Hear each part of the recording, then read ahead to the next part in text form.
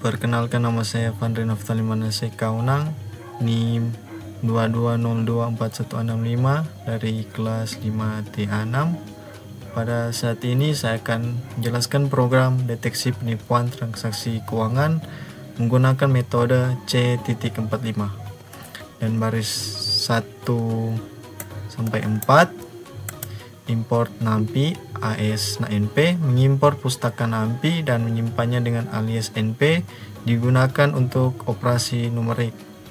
From scalar model, selection import, train test split, star visual split, mengimpor fungsi train test split dan star visual split dari scikit-learn untuk membagi data menjadi set pelatihan dan pengujian. From scalar tree, import dissection tree classifier, mengimpor dissection tree classifier yang merupakan model untuk membangun pohon keputusan dissection tree. From scalar matrix, import accuracy score classification report confusion matrix, mengimpor metrik evaluasi yaitu accuracy score classification report dan confusion matrix untuk mengevaluasi model. Dan baris 7 sampai 16, data adalah data transaksi keuangan yang diwakili dalam array NAMPI 2 dimensi. Setiap baris mewakili satu transaksi dan kolom terakhir adalah label. 1 untuk penipuan dan 0 untuk transaksi normal.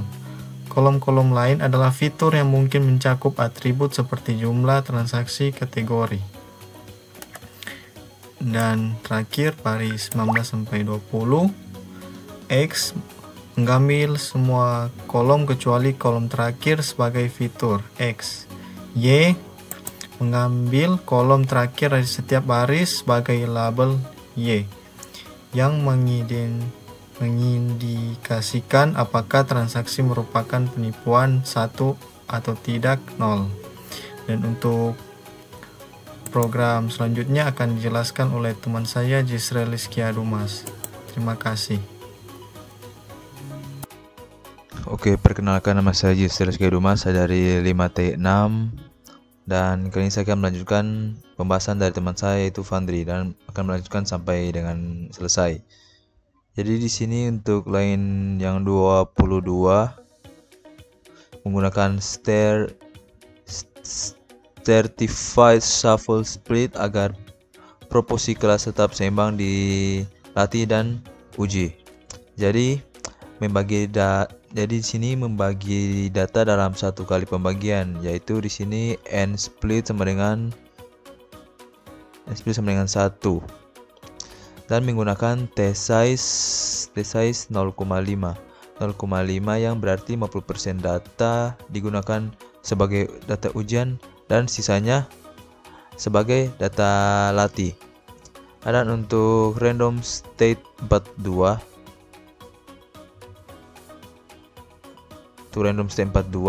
memastikan pembagian data akan selalu sama setiap kali kode ini dijalankan atau reproducibility. Dan certified shuffle split menjaga proporsi kelas dalam variabel target Y tetap seimbang antara data latih dan uji. Dalam loop for indeks data latih train index dan data uji text index disimpan untuk membentuk dataset xtrain,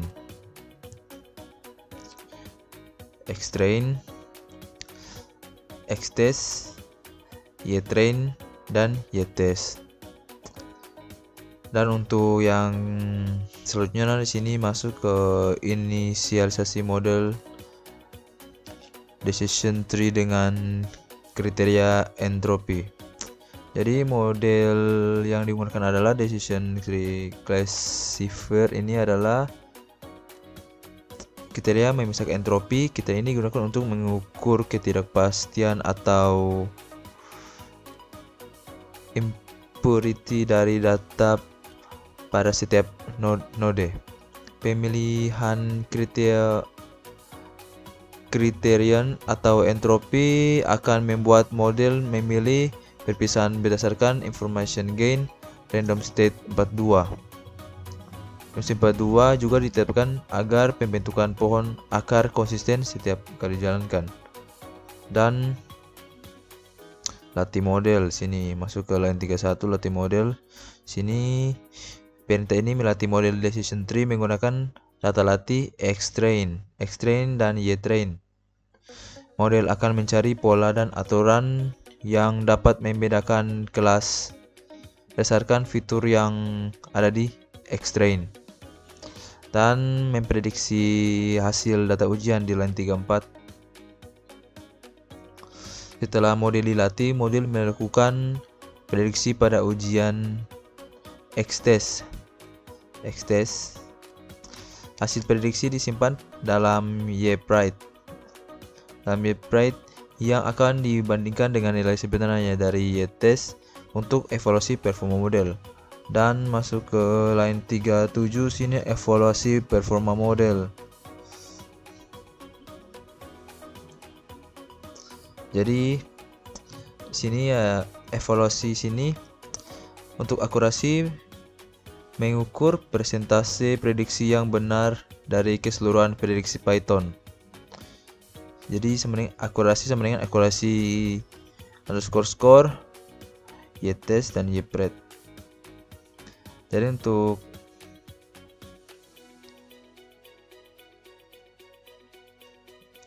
untuk laporan sini report classification report sini menyediakan beberapa metrik evaluasi untuk setiap kelas termasuk prevention, recall, dan F1 score.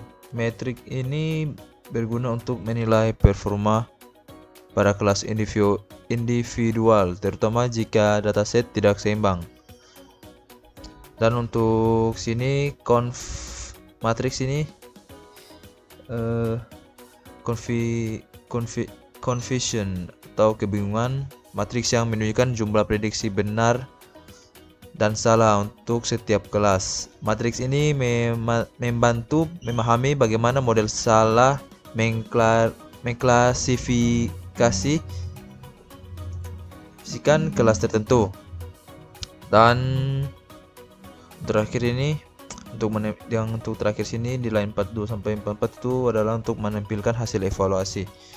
Jadi hasil akhir evaluasi ditampilkan mencakup akurasi model, menunjukkan presentasi prediksi yang benar, dan laporan klarifikasi atau report menyediakan metrik performa untuk setiap kelas, presisi recall, F1 score, dan matriks kebingungan atau confuse memperlihatkan jumlah prediksi benar dan salah pada setiap kelas, memungkinkan analisis lebih lanjut terhadap kesalahan model. Dan untuk selanjutnya akan dilanjutkan teman saya yaitu Marcelino Masambe untuk hasil runningnya.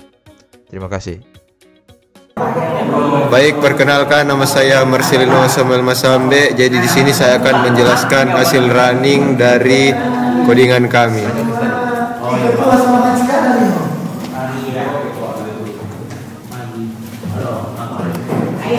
Ya Bang, ya Pak. Sorry benar. Apa ini? Jangan mengganggu. Oke, jadi mengenai penjelasan mengenai matriks kebingungan adalah yang pertama adalah baris 1 atau kelas 0, yaitu true negatif, model benar memprediksi 2 transaksi sebagai normal. Kemudian 0 false positif atau FP, tidak ada transaksi normal yang salah diprediksi sebagai penipuan. Kemudian untuk baris kedua, kelas 1 penipuan yang pertama, false negatif, model salah memprediksi satu transaksi penipuan sebagai normal. Kemudian true positif atau TP, yaitu model benar memprediksi satu transaksi sebagai penipuan. Kemudian model akurat dalam mengidentifikasi transaksi normal, dalam kurung 2 benar. Setelah selesai 1 dalam mengidentifikasi 1 transaksi penipuan. Baiklah, sekian dari penjelasan hasil running kami. Terima kasih. 9 ulang.